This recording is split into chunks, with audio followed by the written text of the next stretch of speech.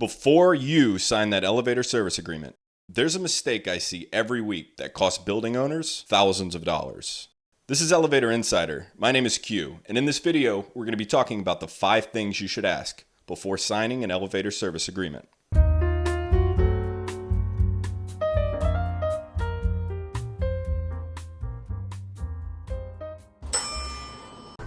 Question number 1.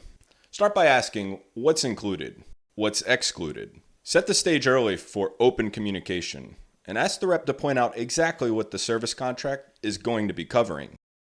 And don't stop there. Take it one step further. Ask them to point out any obsolete components in your system.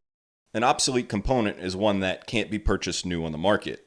So would this service agreement cover a refurbished part? Would this service agreement cover aftermarket parts? Knowing this early on before you sign the agreement can save you a lot of money. What is your average response time? This might be one of the most important questions you can ask. When somebody is trapped in an elevator, or maybe you only have one elevator on the property, 1 hour window versus a 4-hour window can mean all the difference. Knowing this window not only sets expectations for yourself, it allows you to temper expectations for building guests, for any tenants or occupants of your building. Ask them to commit. Ask to have a response window written into the agreement so that there's no confusion. Again, the idea here is to make sure your service package is as specific as possible. Question number 3. The next question you should ask is who will actually service my building? Now, it's easy enough to assume the big fancy corporate branding on the contract means you are getting the best crew possible. That might not always be the case.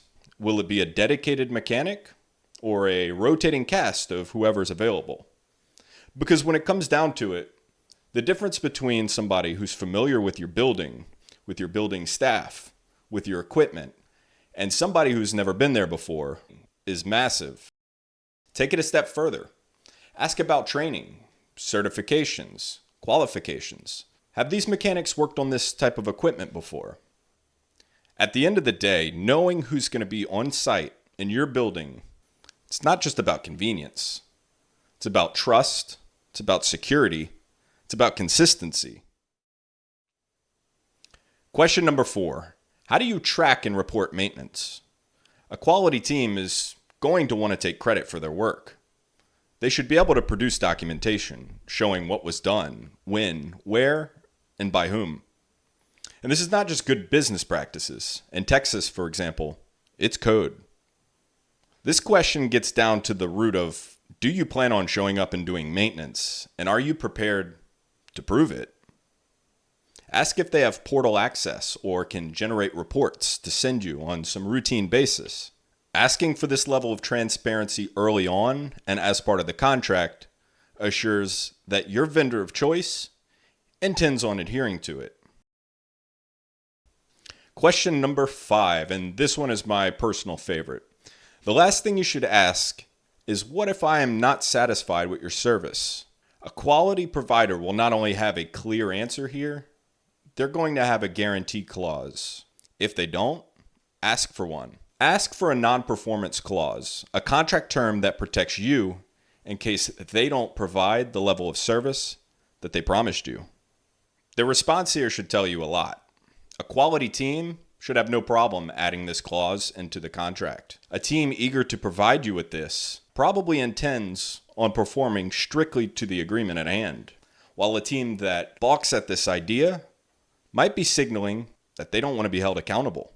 These 5 questions are a great starting point, but there's even more that you could be doing to keep your service provider looking out for your best interest. Found this helpful? Send it to a colleague. You might just save them a headache later down the road. And stick around for more content.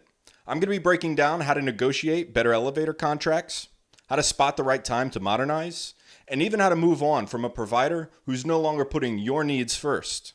And if you'd like a second opinion on your current contract, or just want to talk through some technical issues with your elevator, check the link in the description to book a free call with me.